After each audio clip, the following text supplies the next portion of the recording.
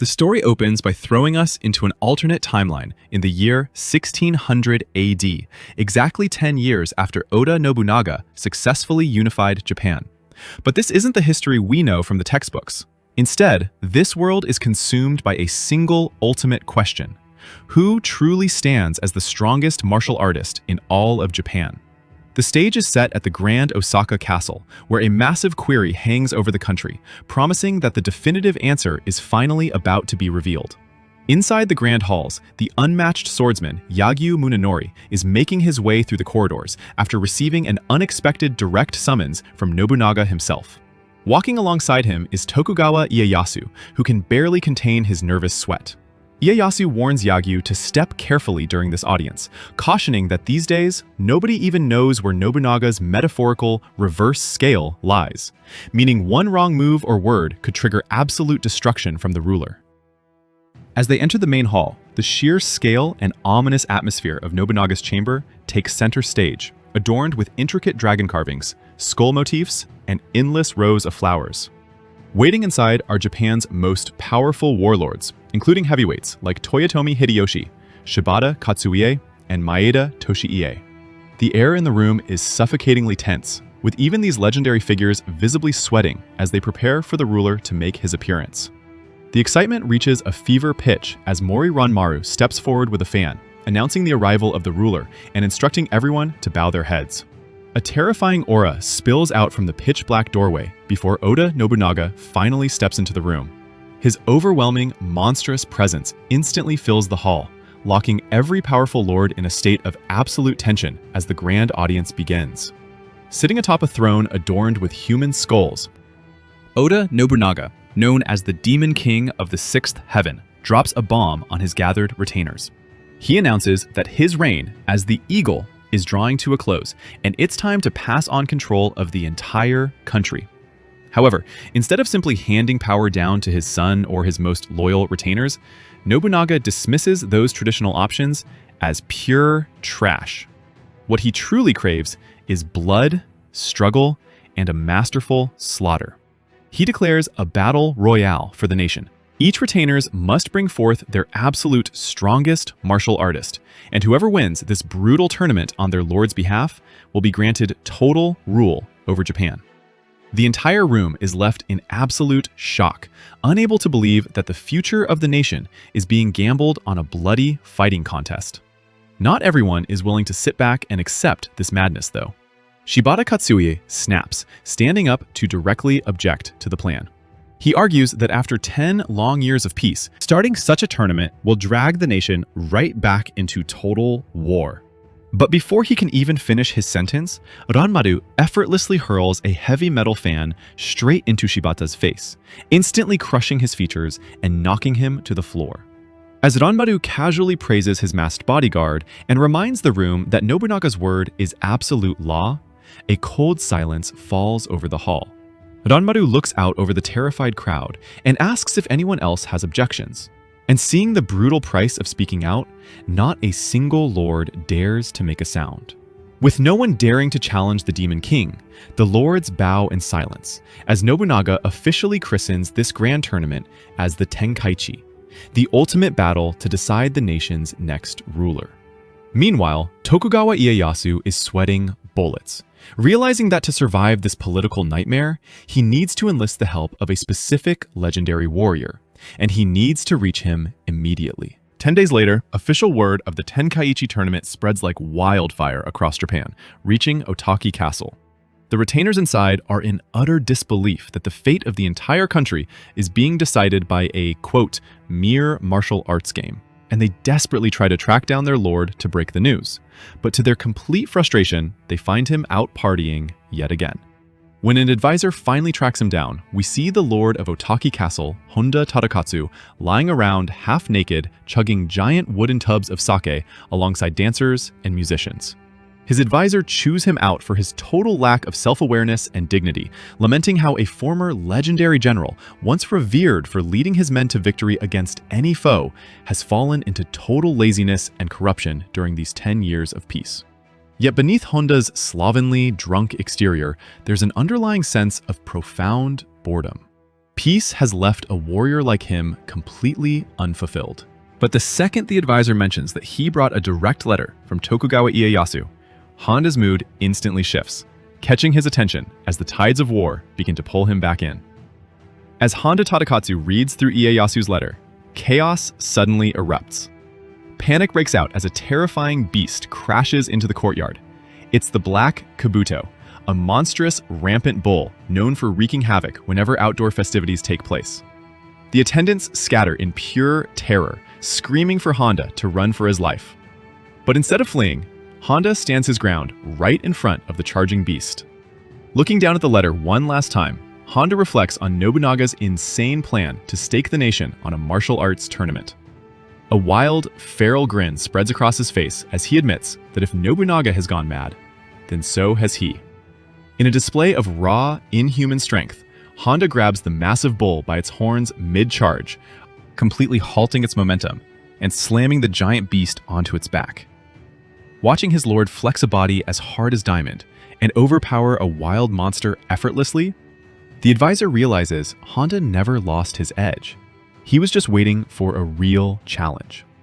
With a massive bull pinned beneath him, Honda makes his official declaration. He orders his advisor to send a response back to Ieyasu. Honda Tadakatsu will officially resign from his position as Lord of Otaki Castle. Instead, he will enter the Tenkaichi tournament as a pure fighter, representing Ieyasu and crushing anyone who stands in his way to claim ultimate victory. Fast forward 92 days later, to the 9th day of the 7th month, and the stage shifts to Edo Castle, where the legendary tournament is finally about to begin. At Edo Castle, Tokugawa Ieyasu sits in anticipation, knowing that the time for the tournament is finally at hand. He recognizes there is no turning back from Nobunaga's madness, but his anxious waiting is cut short when Honda Tadakatsu arrives on the scene. Known as the Diamond, Honda strides in fully geared for battle and beaming with supreme confidence. The moment he sees Ieyasu, Honda casually swoops him up off his feet, laughing about how old the future ruler has gotten. Ieyasu is still visibly shaken, expressing guilt over dragging a legendary warrior back into another brutal, blood-soaked conflict, just after they fought so hard to bring peace to the country. But Honda quickly dismisses Ieyasu's meek attitude, declaring that his only wish is to win this entire tournament, unify Japan under Tokugawa's rule, and hand him the nation on a silver platter. The mood shifts as the two step outside into the hot, tense castle grounds, where an array of lethal martial artists from across the country have gathered for the violent spectacle. Honda is practically glowing with excitement at the thought of testing himself against the strongest fighters in Japan. Suddenly, the slick, smooth-talking Yagyu Munenori approaches them. Yagyu casually sized up Honda, mockingly questioning how a high-ranking lord ended up in a tournament like this. He brings up Honda's legendary reputation for surviving 57 battles without ever taking a single wound, sneering that he'd love to be the very first person to land a blow on him. Unfazed, Honda gets right back into his face, telling the unmatched swordsman that he better live up to his title because good manners don't equate to actual combat strength. Seeing the two apex warriors practically ready to draw blood right then and there, a panicked Ieyasu is forced to step in between them to break up the confrontation before the tournament even officially starts. A massive drumbeat echoes across the courtyard, signaling the grand opening of the tournament. Oda Nobunaga's eccentric announcer leaps onto the balcony, hyping up the crowd and welcoming everyone to Tenkaichi, where 16 powerful lords have gathered the 16 most formidable martial artists in Japan to battle for ultimate control of the country. The official tournament bracket is unveiled, revealing legendary warriors like Toda Seigen, Fuma Kotaro, Sasaki Kojiro, Hattori Hanzo, Yasuke, and Ito Itosai. Looking at the matchup board, Honda Tadakatsu notes that he doesn't even recognize the name of his first-round opponent, expecting someone more famous. Just then, a scruffy, massive young man lying on the ground lazily stretches and sits up right behind them. Surprised by his imposing size, Honda demands to know who he is. The young man stretches his neck and smirks, introducing himself as Miyamoto Musashi, Paired Heavens, before cheekily asking Honda who the old man is. Honda smiles back, recognizing that his unannounced opponent is none other than this wild young kid. As lords like Chosokabe Motochika lock in their determination to win, the stage is set. History, as it was known, is cast aside. The proxy battle to decide the absolute ruler of Japan is officially underway. Prior to entering the arena, Honda retrieves his legendary weapon, the divine spear Tombokiri, which had been sealed away in Osaka Castle for 10 years. Meanwhile, Oda Nobunaga sits upon his throne, flanked by masked attendants, watching over the Grand Hall. For Nobunaga, this tournament is a grand whim born near the end of his life, a bloody tournament between 16 chosen warriors to decide who will become the next ruler of Japan. Mori Ranmaru takes the stage as announcer, fanning open a ceremonial fan to officially kick off the event. As drums and flutes build the arena's atmosphere, Ranmaru introduces the representative for the Tokugawa clan.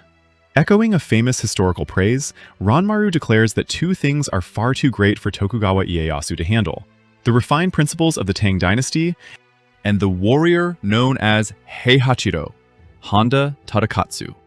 Ranmaru recounts Honda's mythic battlefield achievements, highlighting how he stood alone against 10,000 men at the Battle of Anagawa, and single-handedly held off Takeda's feared cavalry at Hitokotozaka to cover Tokugawa's retreat. Above all, Honda is heralded as an invincible legend who has fought through countless battles without sustaining a single wound.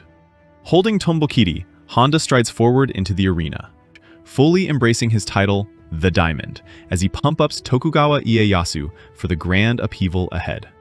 Standing tall with his massive, legendary spear Tombokiri, Honda draws awe from spectators and competitors alike, including Mori Ranmaru, whose flustered excitement gets the better of him as he admires the sheer size and dangerous beauty of the weapon. Across the arena, the announcer calls for the representative of the Chosokabe clan to step forward. Miyamoto Musashi, formerly Shinmen Takezo, renowned for single-handedly dismantling the Yoshioka-ryu masters. However, Musashi is sitting slouched on the ground, completely fast asleep and mumbling in his sleep.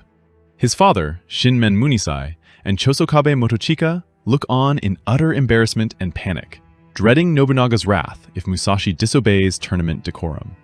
Rather than waiting half an hour for the kid to wake up, Honda erupts into boisterous laughter and decides to test his opponent directly. He strides over and thrusts the blade of Tombokiri right toward Musashi's face, aiming to see if this sleeping brat is a true warrior or just a fool. With a demonic glare, Honda swings his massive spear downward with terrifying power, shattering the stone ground where Musashi sits. Honda's devastating strike shatters the stone floor. Yet Musashi effortlessly dodges the lethal blow from a seated position, grumbling that his dream about delicious food was interrupted. The surrounding, spectating lords and onlookers stand stunned by his supernatural awareness, realizing he sensed the danger and evaded a death blow while still asleep. Amused by the kid's survival, Honda twirls Tombokiri effortlessly overhead with a single hand, warning Musashi that he will be coming at him for real next. In response, Musashi draws his weapon, revealing a heavy wooden bokken. Honda and the crowd react with utter disbelief, questioning if bringing a wooden sword against a legendary divine steel spear is tactical arrogance or sheer foolishness, though Musashi casually notes that no rules forbid it. Mori Ranmaru calls for both combatants to assume their stances, signaling the official start of Tenkaichi Match 1. As the opening battle cry sounds, Honda's expression shifts entirely. His eyes go blank as his line of sight is cast into the void, radiating an oppressive killer aura. In that exact fraction of a second, Musashi's primal warrior instincts sound immediate alarm bells, warning him that the true monster before him has finally awakened. Honda unleashes a god-speed thrust, the blade flashing forward so fast it becomes virtually invisible from the front. Musashi manages to twist his body just in time, but the grazing tip still tears through his clothes and draws blood across his shoulder. Astonished by the sheer speed and the immense length of Tombokiri, Musashi realizes that standing straight in front of a spear twice as long as normal makes him a sitting duck. Seeking to bridge the gap, Musashi stays low and lunges forward diagonally to enter his own striking range. However, Honda anticipates the entry and sweeps Tombokiri horizontally, catching Musashi's wooden sword mid-lunge and slamming him back across the arena. As Musashi tumbles across the dirt, Honda mocks his wild acrobatic movements, asking what kind of monkey he is fighting. Onlookers note that while Musashi possesses exceptional physical gifts and courage, diving straight towards such godlike spear technique is borderline suicidal.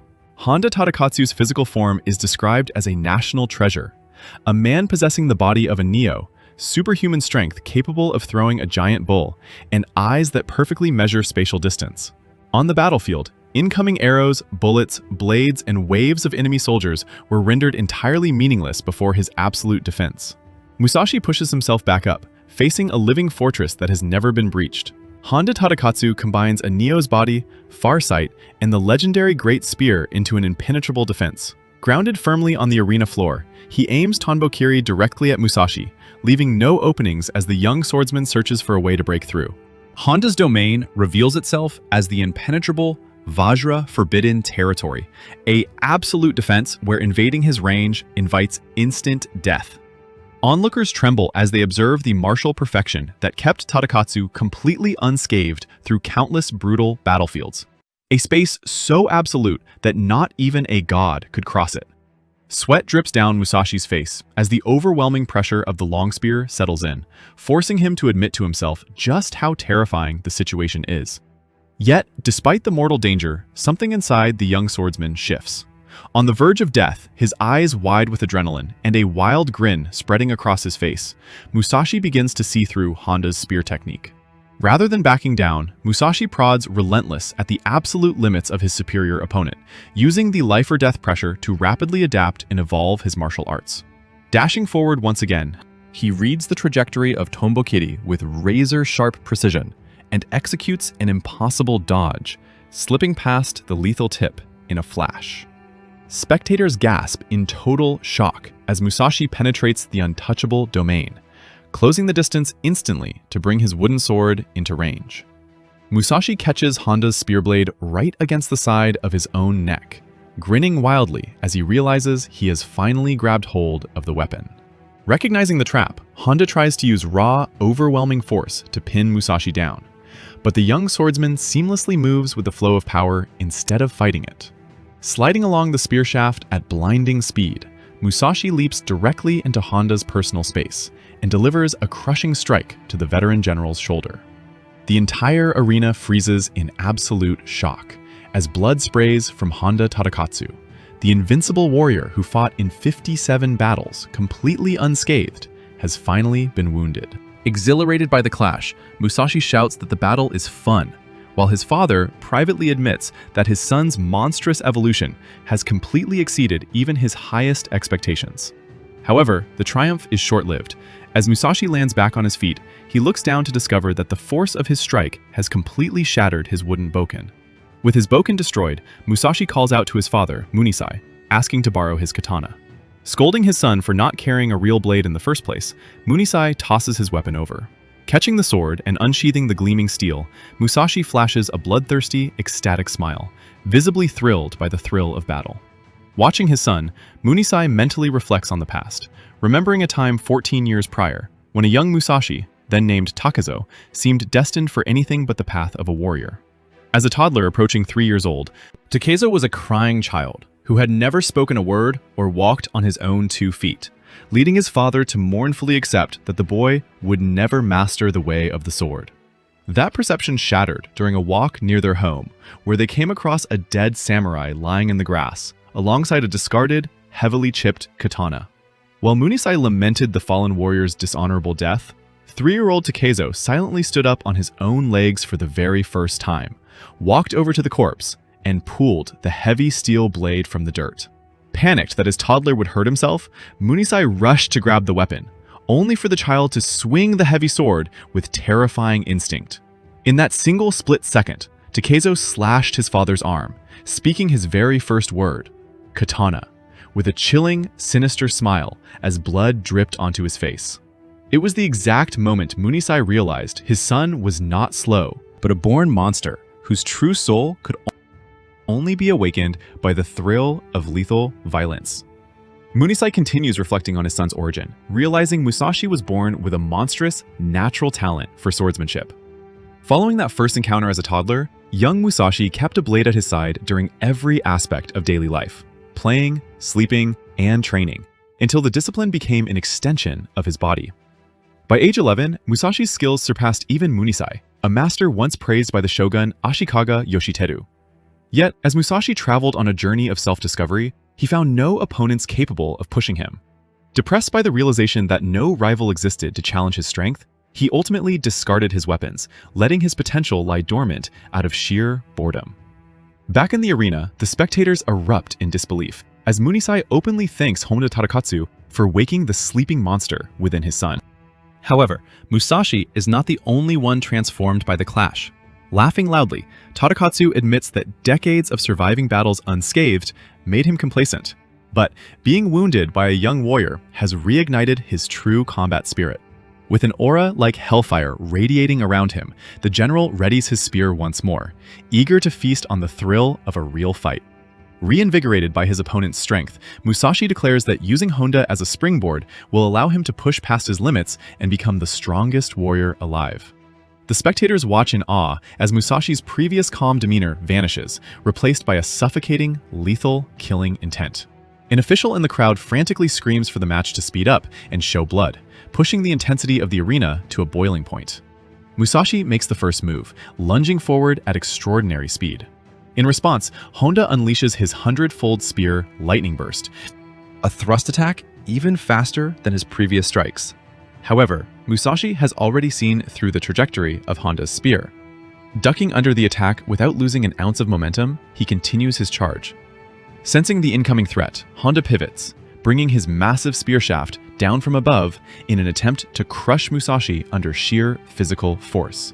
Musashi catches the blow on his blade, but the sheer weight and power behind Honda's downwards press pin him toward the ground, leaving him shocked by the incredible pressure.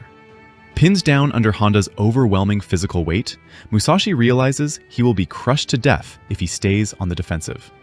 Channeling every ounce of raw power, Musashi slashes upward directly through Honda's spear shaft, cutting the weapon in half and breaking free. With Honda's weapon shattered, the spectators shout that the veteran general is completely defenseless. Musashi leaps into the air to take his head, but mid-swing, his blade suddenly stops in its tracks. Smiling calmly, Honda reveals that he held back against Musashi's earlier attack, and catches the incoming blade directly with his bare hand. Announcing that he is nowhere near his limit, Honda delivers a blinding barrage of 4 to 5 rapid thrusts directly into Musashi's chest, using the blunt shaft of his broken spear. The invisible strikes send Musashi crashing backward onto the dirt, completely unable to react or see the attacks coming. As Tadakatsu stands tall over his collapsed opponent, the onlookers gasp in disbelief, wondering if the invincible general has just secured the match. As Musashi lies battered on the ground, spectator officials urge him to stand back up.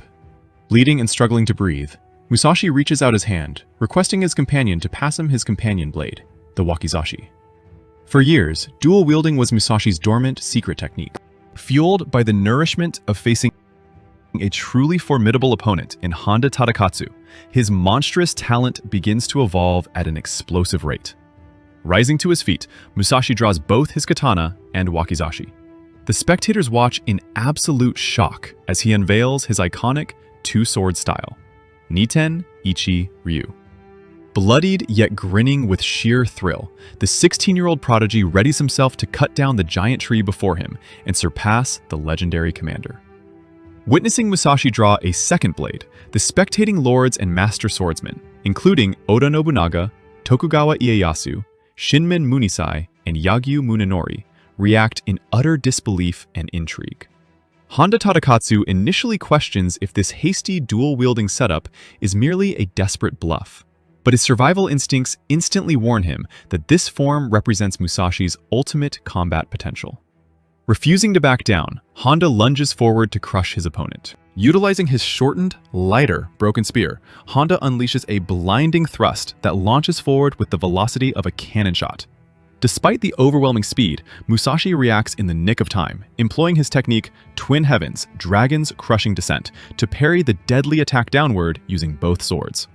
Astonished that Musashi managed to deflect an attack at that speed, Honda is caught completely off guard as Musashi taunts him, reminding him that steel blades aren't like training weapons.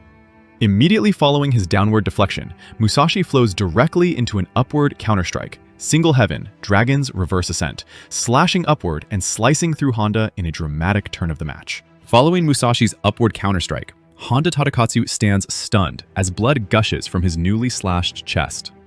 Shock reverberates through the arena spectators, who marvel that Tadakatsu's formidable defense, the Vajra Forbidden Domain, has been breached by a 16-year-old child. As the two warriors clash at point-blank range, Musashi notes that his shorter wakizashi couldn't fully penetrate Honda's thick body. Unfazed, Honda grins and acknowledges Musashi as the most thrilling opponent he has ever faced. From the rooftop overhead, Hattori Hanzo makes an uninvited entrance to tease Tokugawa Ieyasu about Tadakatsu's struggles. Hanzo points out Tadakatsu's hidden weakness. Because he is naturally so overwhelming, he has never learned how to fight at his absolute full strength, or push his body past its limits. Hanzo reminds Tokugawa of the single historic instance where Honda was forced to give his all. A frantic messenger bursts into Tokugawa Ieyasu's main tent to deliver incredible news amidst the collapsing front line.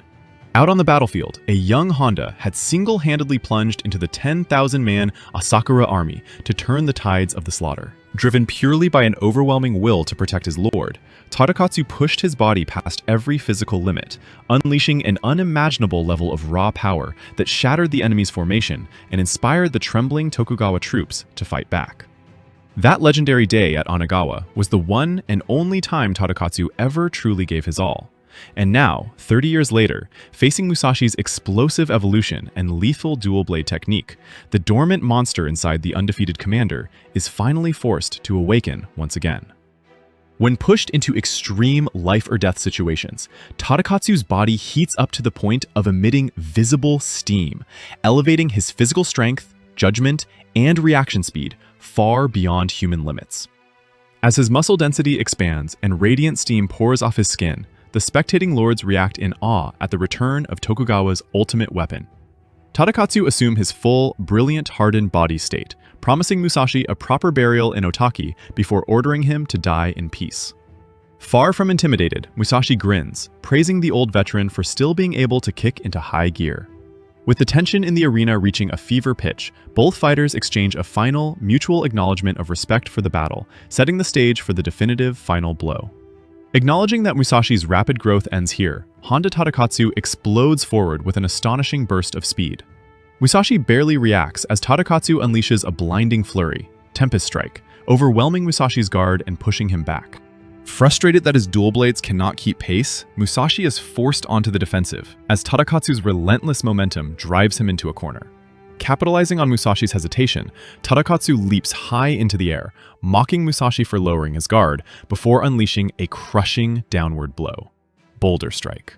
This is what other than this trapped at an unguardable angle, Musashi barely braces himself to parry.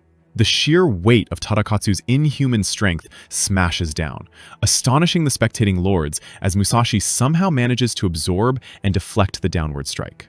The massive swing leaves Tadakatsu exposed for a split second.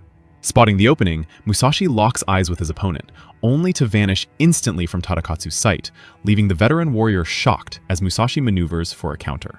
Vanishing beneath Tadakatsu's vision, Musashi reappears directly below him. Calling out Tadakatsu's overextended swing as a sign of eagerness, Musashi thrusts upward to pierce him through the torso. However, Tadakatsu anticipates the counter, twisting just enough to avoid a lethal strike while crushing Musashi's ribs in the process. As both men separate, the severe damage to Musashi becomes obvious. Bleeding heavily with exposed bone, Musashi struggles to stand, prompting spectators to declare the match practically over. Recognizing his opponent's immense potential, Tadakatsu offers Musashi a way out, urging him to surrender so he can survive and make a name for himself later. Musashi rejects the offer with a wild grin. He declares that running away to grow stronger later is not his path. Facing the absolute strongest right now is the fastest route to becoming the greatest under heaven. Refusing to back down, Musashi asserts that anyone unwilling to put their life on the line can never claim the title of Tenkaichi. Amused by the young warrior's unyielding spirit, Tadakatsu nods in respect, preparing to put an end to the battle once and for all.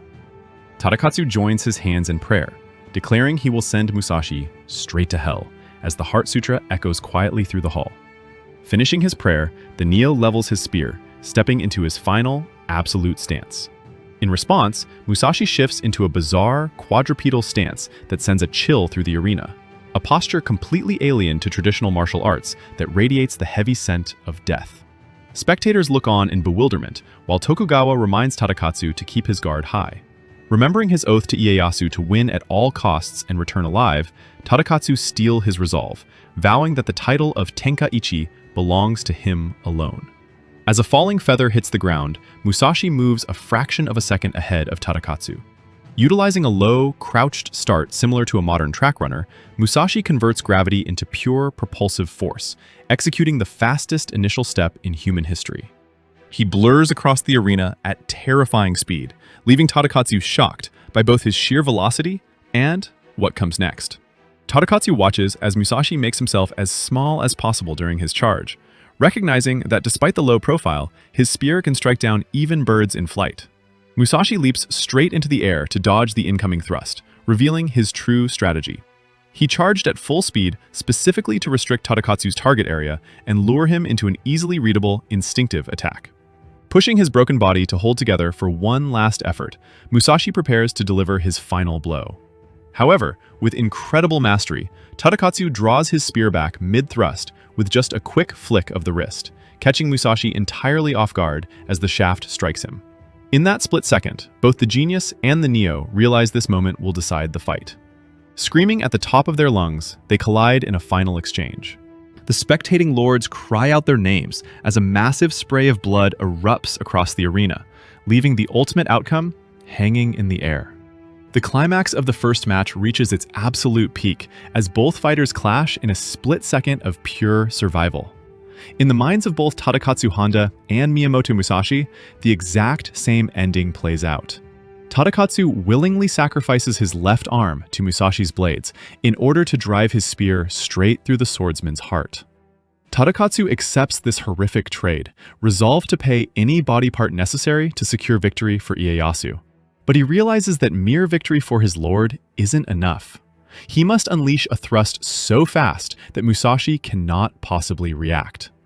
As the fatal blow rushes toward him, Musashi is taken completely off guard, his mind going momentarily blank as death stares him in the face.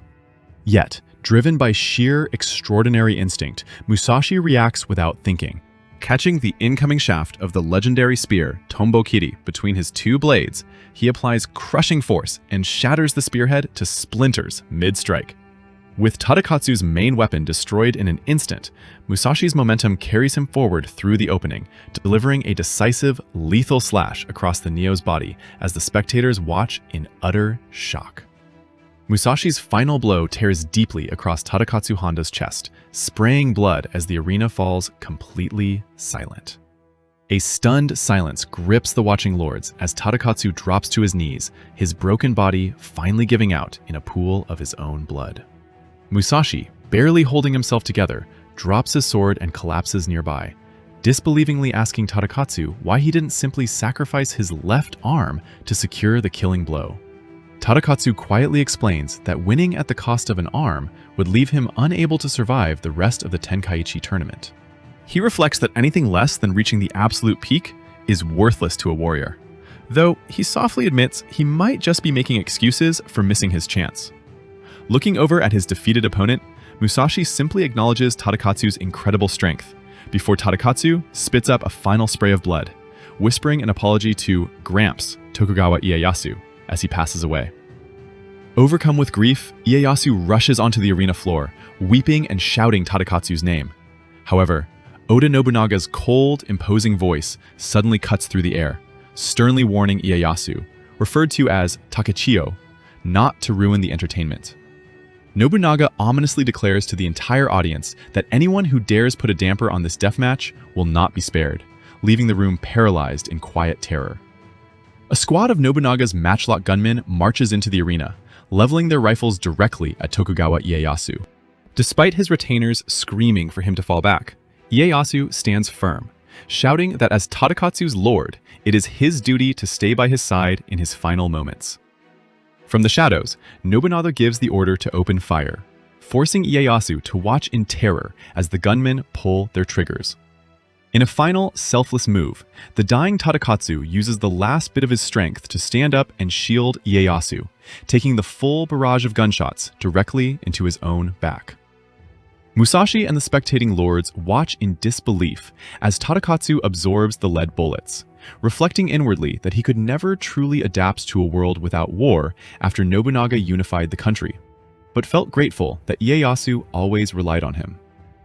Having shielded his master to the very end, Honda Heihachiro Tadakatsu performs his final act of loyalty and dies on his feet, prompting the order to cease fire. Despite being riddled with matchlock lead, Honda Tadakatsu remains standing tall, his colossal frame refusing to fall, even in death. The spectators watch in absolute awe and disbelief at the warrior's impossible willpower, marveling that a man could endure such a volley and still hold his ground. As Tokugawa Ieyasu crawls forward in tears, Tadakatsu looks down at his master one last time to utter his final words, expressing his true happiness at having lived and fought for Ieyasu. Calling him a fool for being far too great a retainer, Ieyasu breaks down entirely as Tadakatsu's consciousness slips away, his lifeless body coming to rest standing upright as a human shield. Ieyasu collapses against Tadakatsu's legs, weeping openly while the surrounding lords pay quiet respect to the peerless warrior's devotion. Amidst the solemn silence, the referee officially announces Miyamoto Musashi as the victor of the first proxy match of the Tenkaichi tournament. Though Musashi stands victorious, there is no joy in his win. He gazes back at the fallen warrior in grim contemplation, while his sponsors hesitate to even celebrate. Looking upon Tadakatsu's face, Chosokabe Motochika notes with a faint smile that the warrior died content, wearing a triumphant smile through the blood. Thus, the violent opening duel of Tenkaichi concludes, with Tadakatsu's tragic death and Musashi's bloody advancement. With the tragic outcome of the first bout settled, the narrative immediately shifts to the next matchup on the tournament bracket.